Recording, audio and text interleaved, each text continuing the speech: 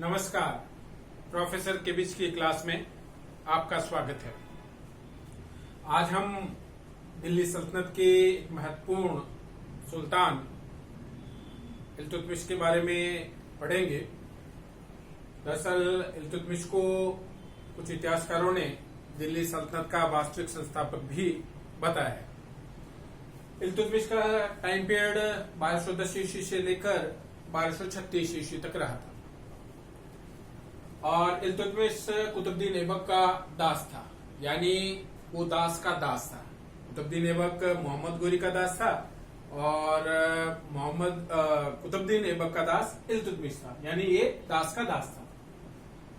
इल्तुतमिश देखा जाए तो मूल रूप से ये इलबरी कबीले से संबंधित था और इसका जो वंश था वो संसबनी वंश था और इसके भाइयों ने इसको जमालुद्दीन नामक व्यक्ति को बेच दिया था और बाद में ये बिकता बिकता कुतुबुद्दीन ऐबक के हाथों इसको बेचा गया। कुतुबुद्दीन ऐबक ने इसको खरीद लिया था और जब खोखरों के खिलाफ मोहम्मद गोरी अपने अभियान में था उस समय इल्तुतमिश ने अपनी योग्यता का परिचय दिया।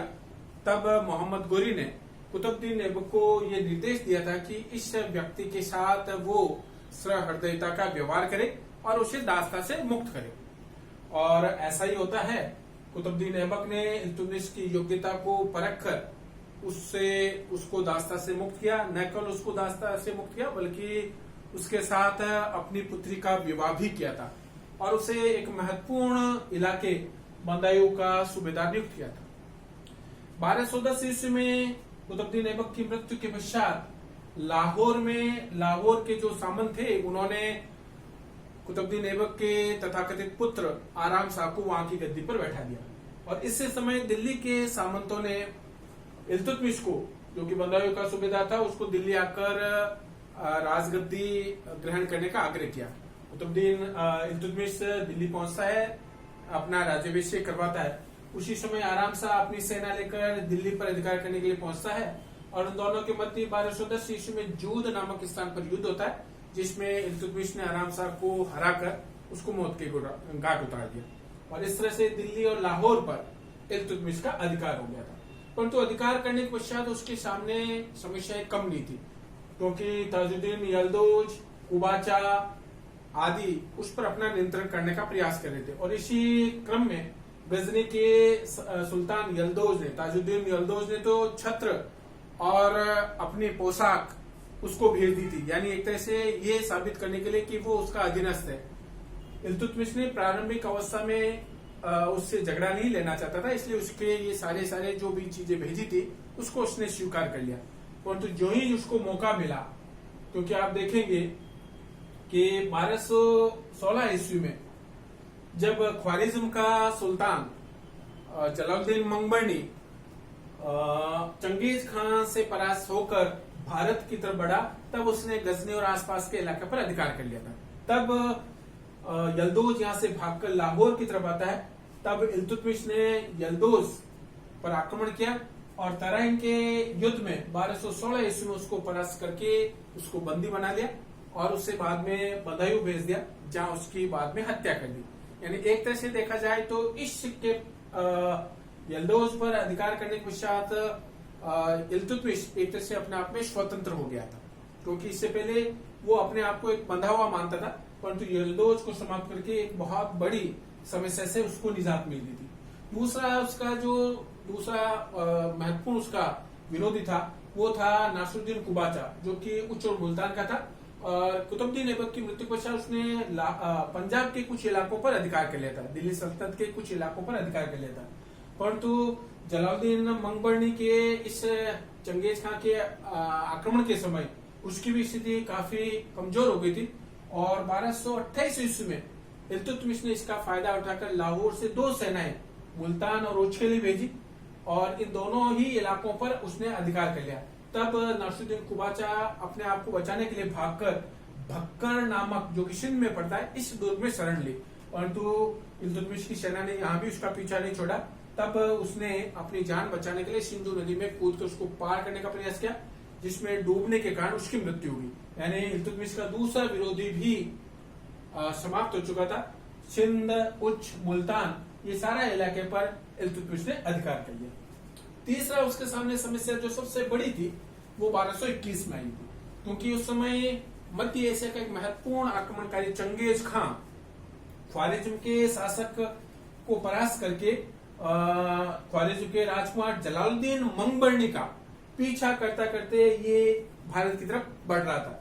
उसी समय जलालुद्दीन मंगबर्णी ने अपना एक दिल्ली दूत भेजकर इल्तुतमिश से सहायता की आशा की, परंतु इल्तुतमिश ने भी बड़ी कूटनीतिक चाल चलते हुए बड़ी सूझबूझ के साथ इस बला को टाल दिया और उसने जलालुद्दीन मंगबर्णी के पास संदेश भिजवाया, क्योंकि ये इलाका घर में आपके लिए उपयुक्त नहीं है। यानी कहना का मतलब है मैं आपकी किसी तरह की कोई सहायता नहीं कर सकता हूँ। जलालुद्दीन मंगबर्णी 1224 ईस्वी में यहाँ से भागकर फारस चला जाता है और उसका पीछा करते हुए चंगेज खान भी फारस की तरफ बढ़ जाता है। यानी एक तरह से देखा जाए तो इल्तुतमिश ने अपनी सूझबूझ के द्वारा मध्य एशिया से एक बहुत बड़े संकट जो कि चंगेज खान के रूप में भारत की तरफ बढ़ा था, उससे अपने सल्तनत को बचाने में सफल हुआ।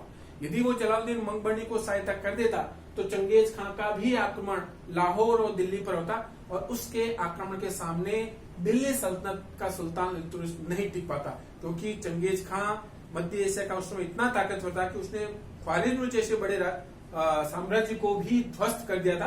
तो दिल्ली सल्तनत तो उस समय नव स्थापित राज्य था, वो टिक नहीं पाता था, परंतु इल्तुतमिश ने अपनी सूझबूझ के द्वारा अपने इस राज्य को बचाने में वो सफल हुआ था।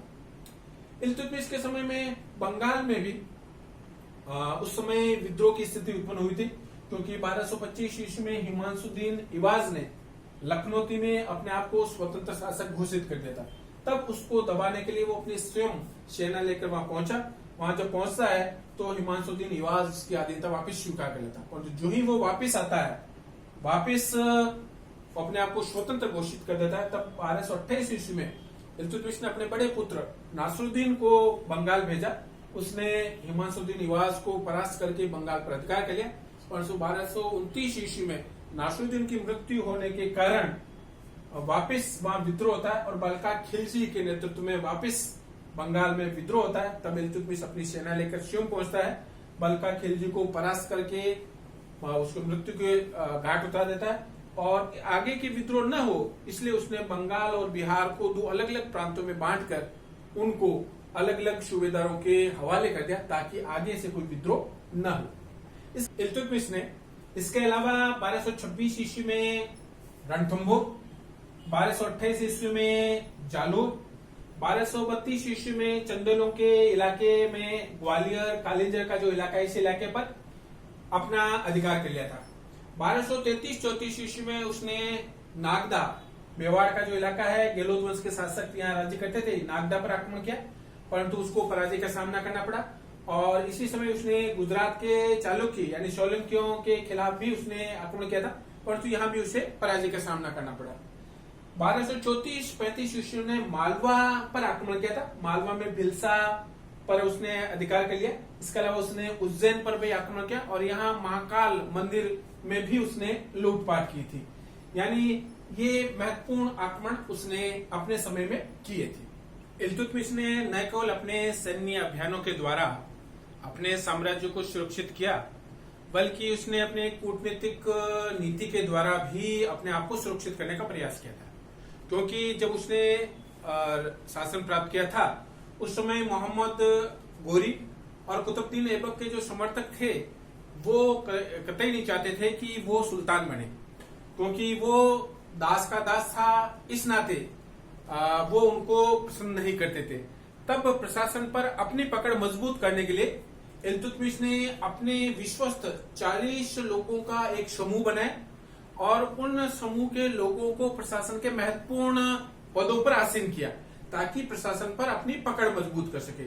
और इस दल का नाम चालीसा मंडल रखा गया, जिसको तुर्कान चहलगानी नाम दिया गया, ताकि प्रशासन पर उसकी पकड़ मजबूत हो जाए और वो अपने कार्यों को अच्छी तरह से कर सके। इसके अलावा उसने प्रशासनिक व्यवस्था में अपने पूरे साम्राज्य को अलग अलग भागों में बांटा था और उन भागों को बांटकर उनको इक्ता नाम दिया गया, यानी छोटे छोटे प्रांतों में बांट दिया जिसको इक्ता नाम देगा। और इन इलाकों का शासन करने का दायित्व और यहाँ की शांति व्यवस्था बनाने का दायित्व अपने विश्वस्त लोगों को सुपुर्द कर दिया था, जिसको इक्तादार कहा गया था। यानी एक तरह से इक्ता प्रथा को प्रारंभ करने का भी श्रेय दिल्ली सल्तनत में इल्तुतमिश को जाता है। इसके अलावा चूंकि वो दास का दास था, इसलिए अपनी स्थिति मजबूत करने के लिए, ताकि मुस्लिम समाज में उसकी पहचान, उसका वर्चस्व बना रहे, इसलिए उसने 1229 ईस्वी में बगदाद के खलीफा अल इमाम मुस्तशिर बिलाल से खलीफा से मान्यता प्राप्त की थी, ताकि वो वैधानिक रूप से यहाँ का सुल्तान बन सके। वहां के खलीफा ने उसको नासिर अमीर उल मोमिनीन की उपाधि दी, यानी खलीफा के साहिब की उपाधि दी। यानी एक तरह से देखा जाए तो इस मान्यता के फलस्वरूप उसको वैधानिक मान्यता मिल गई थी। उसने अपने नाम का खुतबा पढ़ा और खलीफा के द्वारा भेजी गई खिल्लत पहनी, ताकि वो वैधानिक रूप से अपने आप को उसने सुल्तान घोषित कर दिया था। इसके अलावा उसने अपने साम्राज्य में अरबी भाषा में, अरबी लिपि में कुछ सिक्के भी जारी किए थे, जिसमें दो महत्वपूर्ण सिक्के हैं, टका और जीतर। टका जो कि चांदी की धातु का बना हुआ था, जिसका जो वजन था 175 ग्राम था, और दूसरा जीतल जो कि तांबे का बना हुआ था। ये दो सिक्के उसने अरबी लिपि में जारी किए थे। उन दोनों का मध्य जो अनुपात था, यानी उनके जो कीमत का अनुपात था, वो 1:48, यानी 1 टके के बराबर 48 जीतल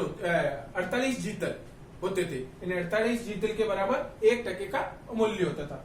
इसके अलावा इल्तुतमिश को भारत में पहला मकबरा बनाने का श्रेय भी उसी को जाता है। उसने सुल्तानगढ़ी में अपने बड़े पुत्र नासरुद्दीन महमूद की याद में मकबरा बनाया था, जो भारत का पहला मकबरा है। इसके अलावा उसने कैपिटल लाहौर से दिल्ली स्थानांतरित की थी। यानी आप देखेंगे कुतुबुद्दीन ऐबक के समय दिल्ली सल्तनत की कैपिटल लाहौर थी, इल्तुतमिश ने दिल्ली में अपनी कैपिटल स्थापित की थी। इसके अलावा कुतुबुद्दीन ऐबक के समय में जो कुतुब मीनार प्रारंभ हुई थी, उसको पूर्ण करने का श्रेय भी इल्तुतमिश को जाता है। 1232 ईस्वी में इस इमारत का कार्य पूर्ण हुआ था। उसके दरबार में एक बहुत बड़ा विद्वान रहता था, मिनाज उल सिराज, तबकाते नासिर का लेखक मिनाज उल सिराज, जिसको इल्तुतमिश ने अपने यानी दिल्ली का प्रधान काजी उसको नियुक्त किया था। और इन सारे कार्यों के कारण, यानी आप देखेंगे कि इल्तुतमिश ने दिल्ली सल्तनत को पूर्णतः व्यवस्थित किया था। कुतुबुद्दीन ऐबक ने दिल्ली सल्तनत की स्थापना की थी, परंतु सारा का सारा व्यवस्थित करने का श्रेय इल्तुतमिश को जाता है। इसलिए आरपी त्रिपाठी और ईश्वरी प्रसाद का तो ये मानना है कि दिल्ली सल्तनत का यदि वास्तविक संस्थापक है तो वो कुतुबुद्दीन ऐबक नहीं, इल्तुतमिश है। और 1236 ईस्वी में अपने इसी सैन्य अभियान के तहत, क्योंकि वो समय समय पर अपने अभियानों के द्वारा अपने राज्य को विस्तार भी कर रहा था और सुरक्षित भी कर रहा था, 1236 ईस्वी में बामियान अभियान के समय वो बीमार हो गया और बीमारी के कारण ही उसकी मृत्यु हो जाती। यानी एक तरह से देखा जाए तो दिल्ली सल्तनत का एक महत्वपूर्ण शासक, जिसने दिल्ली सल्तनत को स्थापित किया था, जिसने 1210 ईस्वी में अपना राज्य प्रारंभ किया था, 1236 ईस्वी में उसकी बामियान में मृत्यु हो जाती।